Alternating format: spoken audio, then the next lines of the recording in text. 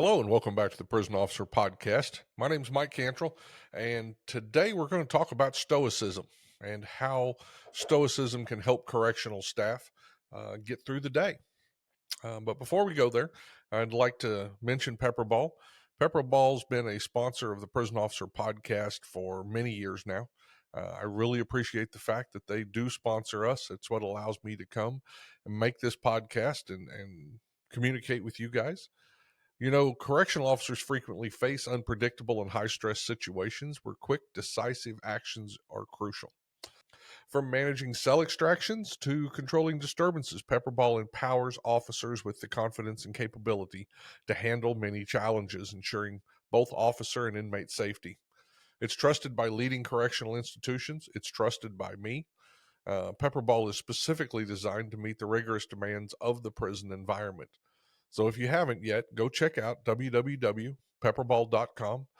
See what they offer. We have a lot of launchers, a lot of different projectile choices.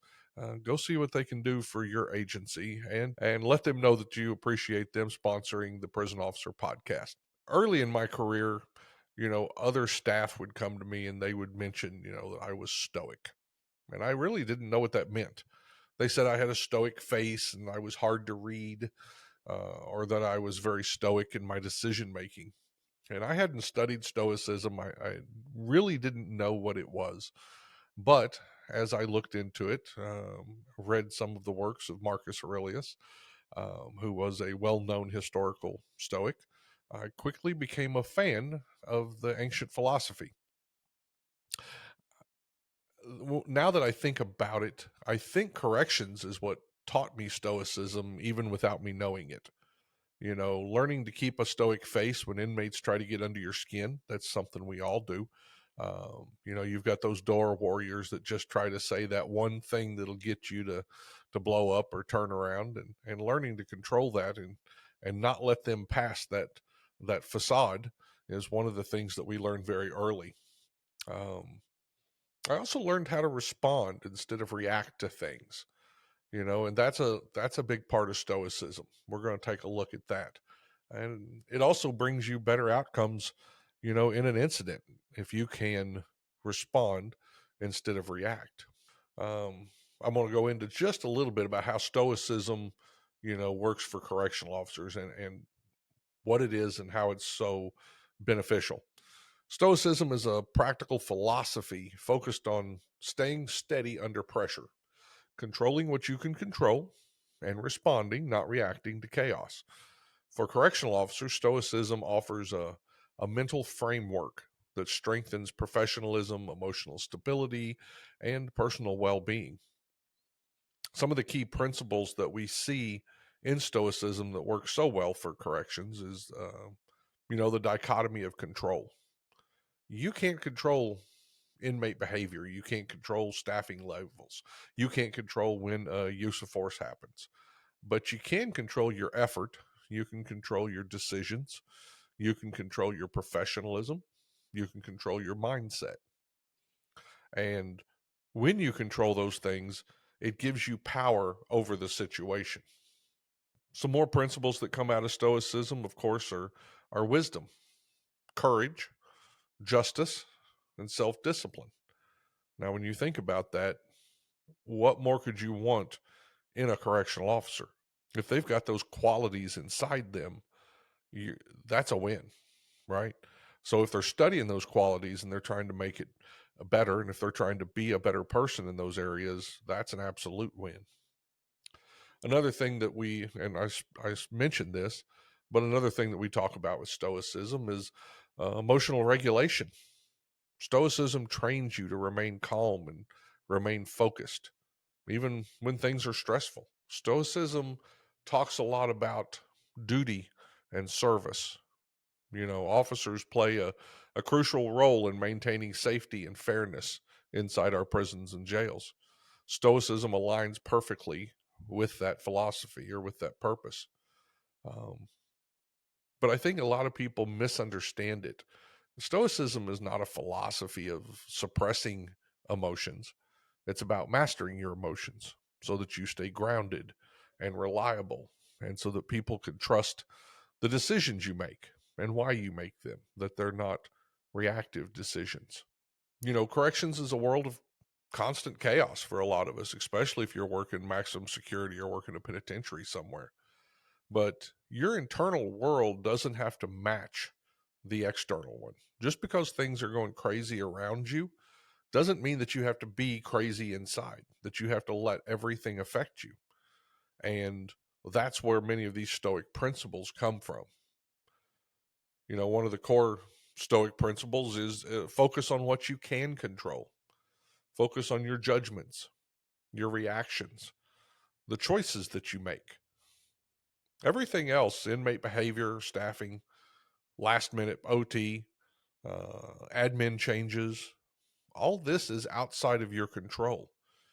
You can't control whether or not it happens, but you can control how you respond to it. Um, can you respond to it thoughtfully? Can you respond to it in a way that doesn't make it worse? A lot of times, reacting and throwing a fit and getting emotional makes some of these situations even worse than what they were. So, learning that is a large part of what Stoicism is. Correctional officers often burn out, but not from the job. They burn out from trying to control things that were never theirs to control. And this is a conversation I have with family and friends outside of prison. If you have a family member, why do they continue to do that? Why are they still in trouble? People make choices. You can't make their choices for them. The only thing you can do is decide whether this is something you want in your life and decide how you respond to it. Stoicism teaches emotional intelligence, being able to notice your emotions. We all have emotions. You can't stop them completely. Even the most stoic correctional officer who's able to put that mask on and keep their face from anybody knowing what they're thinking, they have emotions. But are they letting their emotions control them, or are they taking care of their emotions? And the first part of that is noticing what the emotion is. It's okay when you run up on a bloody fight to feel scared or to feel sympathy or empathy. It's absolutely okay to feel those things.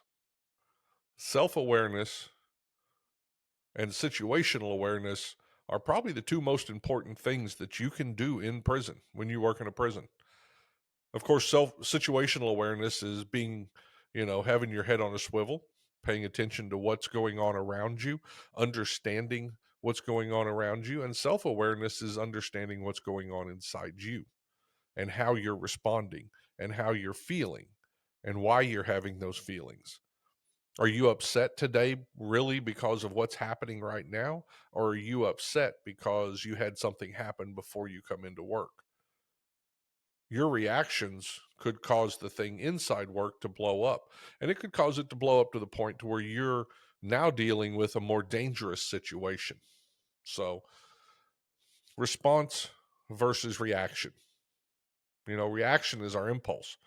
It's what I, we can control it, but we feel like I need to say something right now, I need to do something right now, often without putting much thought in it. Whereas a response it's disciplined, right? It's thought out. It's something that we have learned to control, what we can control, and what can officers control, right? You can't control the behavior of the inmates. You can't control the rules that come from on high, but you can control your tone, how you talk to others, what your inflection, what your voice says. You can control your mindset, how you look at the world, your perspective, how you choose to move forward in it. You can control tactical patience. There's times when it's the right thing to do to be patient. Sometimes we don't want to listen to the conversation. Sometimes we don't want to hear what someone says, but the act of patience Letting them talk sometimes is all that's needed to de-escalate that situation. Officers can control their readiness, right? Remove complacency from your life. Is your equipment in good working order in case you do have to respond? The other thing you can control is your professionalism, how you're seen, how you handle yourself. Um, this carries a lot of weight inside. If we can be professional every day, and I can't go into it right now, I'm working on a project, but I recently saw a stark reminder of how much people and inmates want consistency. And one of the things that they want consistency of is professionalism. They don't want to have to figure out what you're doing today, how you're feeling today, how you're acting today. They don't need, especially in our correctional environment, those inmates don't want to try to figure this out every day. And then when you look at the number of officers in there and they need to figure this out with 20 or 30 officers, no. What makes our institutions run well is when staff are professional and inmates don't have to guess whether or not things are going to be firm, fair, and consistent. Firm, fair, and consistent wasn't just, something that we've just thrown into training. Firm, fair, and consistent has been around for decades, and it's what inmates want. There's no guessing. If staff are professional and they're firm, fair, and consistent, nobody has to guess what the staff member is going to do. So those are some of the things that officers can control. What can't officers control? Well, one thing, of course, is inmate choices. You can have the best intentions in the world, you can do everything right, and that does not mean that an inmate can't make a bad choice. But you cannot control that. You can only control your response to it. You can't control administrative decisions, whether that's the supervisor above you, whether that's the warden of your or sheriff of your agency, or whether that's the federal government. You can't control those things. You can only control your response. The other thing you can't control is other people's attitudes. Not everybody's good at taking care of their attitude before they come to work, or in the coffee shop, or on the way to work, whatever, at home. We can't control that, but we can control our response to their attitudes. And often we can change people's attitudes by our response. So that's why it's so important. Just remember that a Stoic mindset is almost the same as emotional intelligence. And it's essential for officers dealing with confrontation, trauma, and unpredictability. A Stoic mindset and emotional intelligence can help you respond correctly to people who are out of control, to people who aren't making good decisions, to people who are letting their feelings control what they do. So, one of the things I often hear about Stoicism is that Stoicism, and there's actually a school of thought called cynicism. We don't use it that way these days. Um, but many people think Stoicism and cynicism are the same thing. That if you don't react to what's going on around you, that you're a cynic. Well, in prison, there are two things that grow very fast, and we don't really want either one of them. One of them is tension. It comes on very quick. It can come on from many different ways. And the other one is cynicism. And I think all of us take a little bit of that with them. I know at times in my life, I have been cynical. I know that I am more cynical after having lived as a correctional officer for 30 years than I would have been if I hadn't done that. We see some of the bad in the world. We see people hurt people. We see injustice, and we take that, and sometimes that becomes cynicism for us.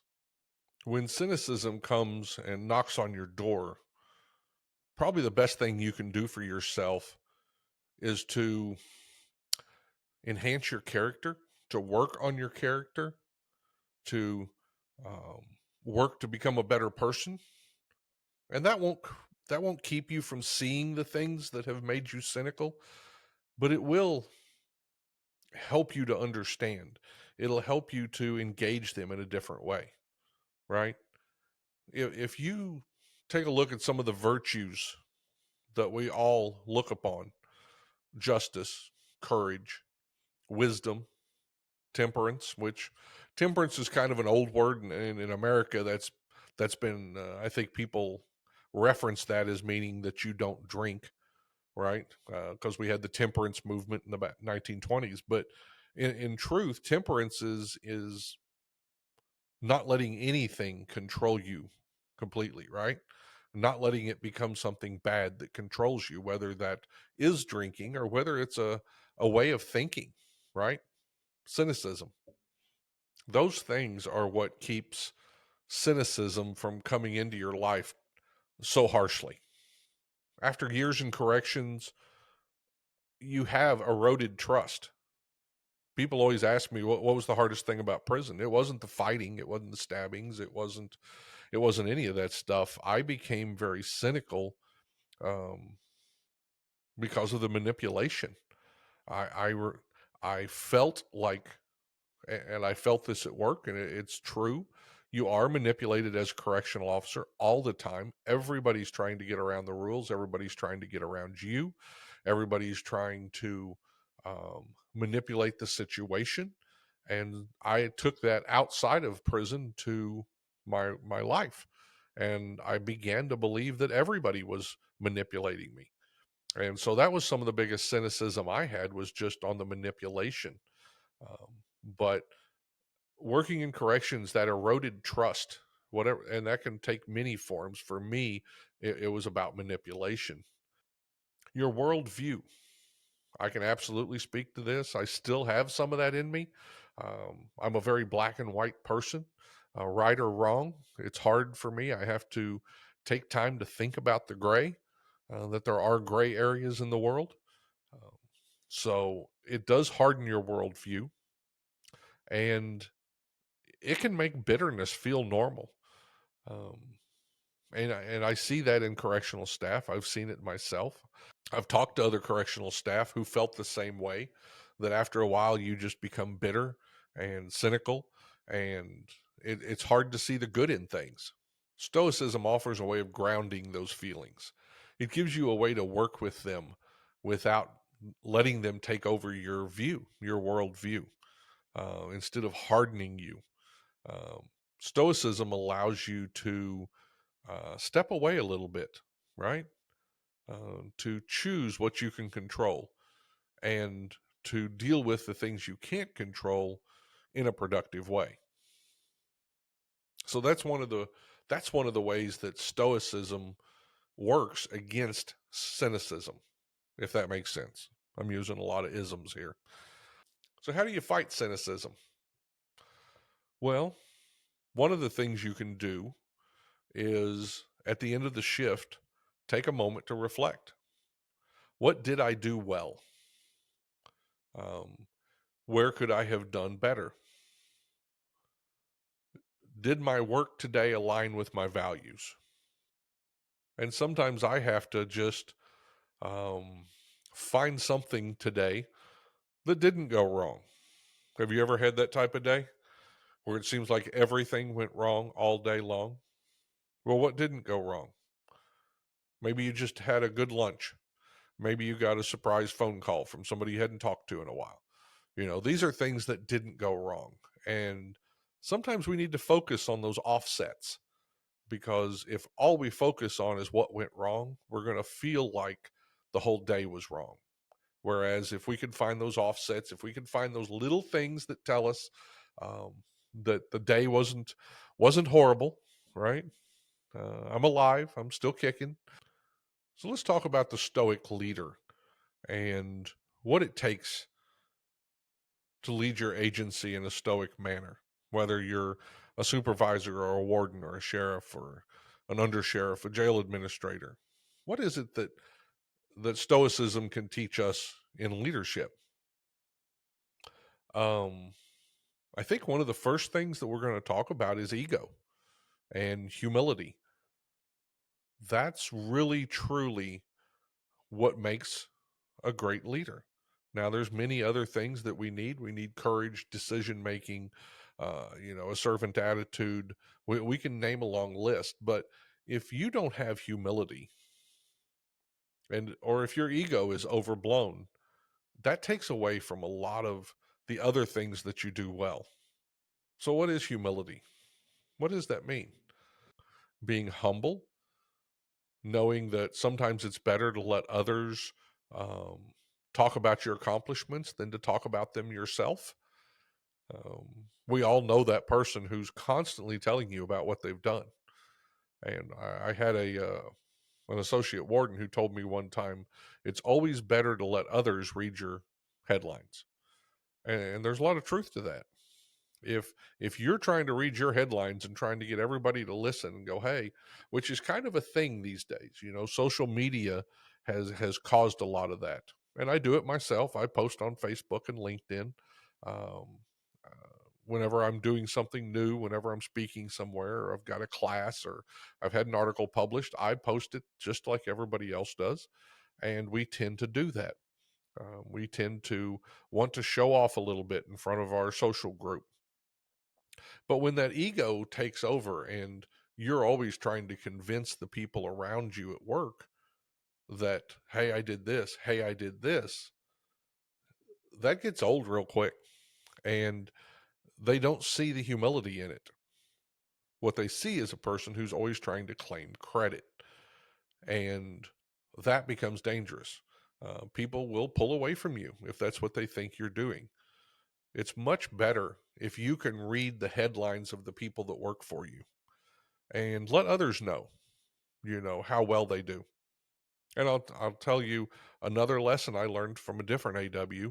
Um, we were having it was a family day, and I noticed that he made an effort to really go to everyone's wife or husband and to talk to them for a moment. And of course, I was with him while we were doing this, and I said, "Wow, that's really nice for you to go over there." And he would speak. I really appreciate everything that your wife does at work or your husband does at work. We couldn't do this job without them. And I was like, that's really great stuff. And he said, "There's no greater thing I can give to one of my um, team members, one of my staff members, than to make their family feel good about them." And I thought that was just amazing. Um, and it's the absolute truth. What do we want? It's nice to get a pat on the back at work, but man, it's even better to get a pat on the back at home. So anything that he could do to let the kids or let the wife or the husband or the mom or dad and let them know how important the job that their person was doing, how important the job was, and why it was important enough for them to be away from home, for the kids, and help them understand that also. But that pays dividends a hundred times over. And I was always very impressed when I got to see him do that. And it was something that I tried to take on in my own leadership style.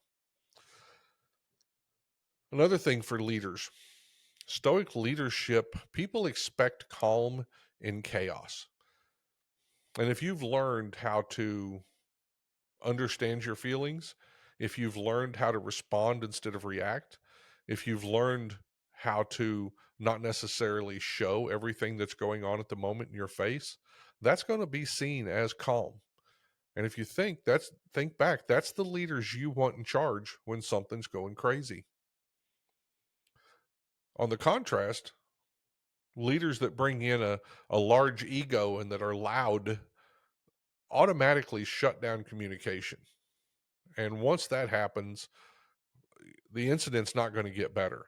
People stop talking to you. People stop letting you know what's going on. They just start trying to avoid you. And that's never good.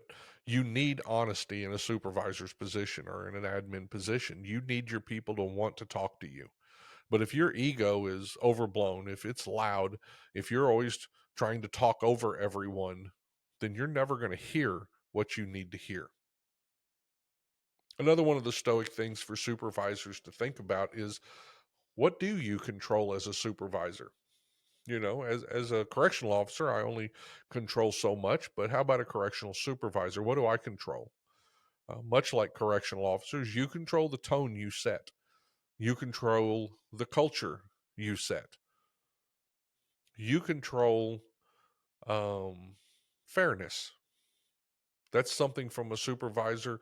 That's what inmates want from correctional officers, and it's what correctional officers want from their supervisors. Fairness. As a supervisor, you can model professionalism. You can show people what professionalism looks like. And I think we've lost a little of that. I think it I love seeing when I come across supervisors who just they command the room when they walk in because of their professionalism. Another thing that you can do as a leader, a stoic leader, is mentorship, teaching others how to recognize their emotions, teaching them how to respond instead of react, teaching them how to make the best decisions for the group. Marcus Aurelius, I believe it was Marcus Aurelius, but there was a quote that said, "What brings no benefit to the hive brings none to the bee." And if we had more supervisors who thought like that, um, corrections would be so much better, not only for the staff but for the inmates as well. What brings no benefit to the hive? So if you're doing something as a supervisor, if you're doing something as an admin, and when you think about it, it's not bringing a benefit to the whole hive. It's only bringing a benefit to one or two people or yourself. Then it brings no um, benefit to the bee. And without bees, you don't have a hive. Um, I think it was Senator John Boehner that said a leader without followers is just a man out on a walk, and that's the absolute truth. When you lead, you need followers, and you need to take care of them. So when you make those decisions, think about what's good for the hive, and you will bring what's good for the bee. Some more things that you can do, of course, as a stoic leader: praise in public, correct in private.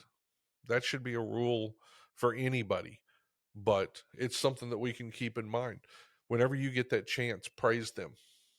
And when you have to correct them, do it private. Take them aside, and don't just correct them, mentor them. A mistake shouldn't be only punished. It should also be a time for learning. That's when we learn our best, is when we make mistakes. One other thing that I think stoic leaders can do is what's called a stoic pause. When you're giving direction or when you're making decisions in a stressful moment, it seems like you need to say as quickly as possible what your next decision is. But that's not always true. If you can take that pause, give yourself just a moment to think, give yourself just a moment to look inside. What are your emotions saying? What are you seeing? And make a decision that's more of a response than a reaction. That's what that stoic pause gives you the moment to do. And we almost always have time for that pause.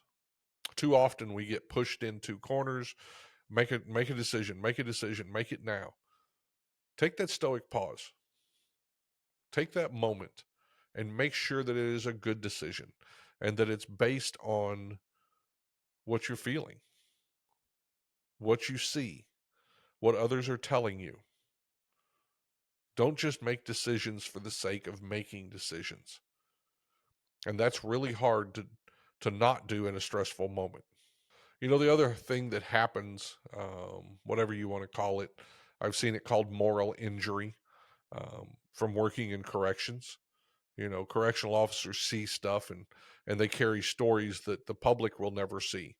Um, that's part of what, when we go to parties or whatever, and people will tell me what happened. They want to hear the worst story. That's where that comes from. Um, correctional officers are affected by those things.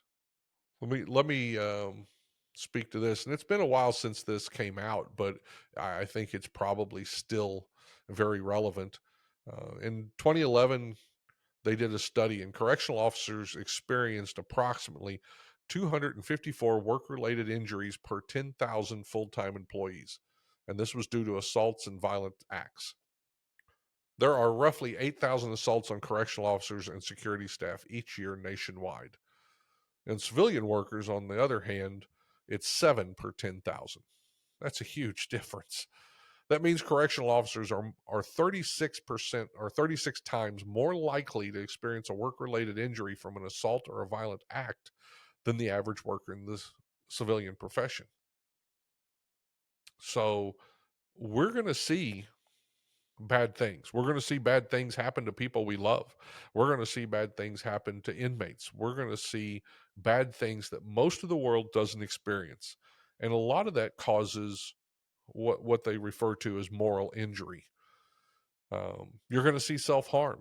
You're going to be forced, and this was a tough one a few times for me, but we're often forced to enforce policies that I don't morally agree with, right? When the Federal Bureau of Prisons went smoke-free, I can tell you the number of use of forces went up tremendously for a bit. And in my mind, I didn't have a reason to back that. I understand why they did it, that it was, health of the inmates and stuff like that. But it wasn't worth, in my mind, all the fights, the shoulder injury that I got during that time that I just had a shoulder replaced. It wasn't worth losing.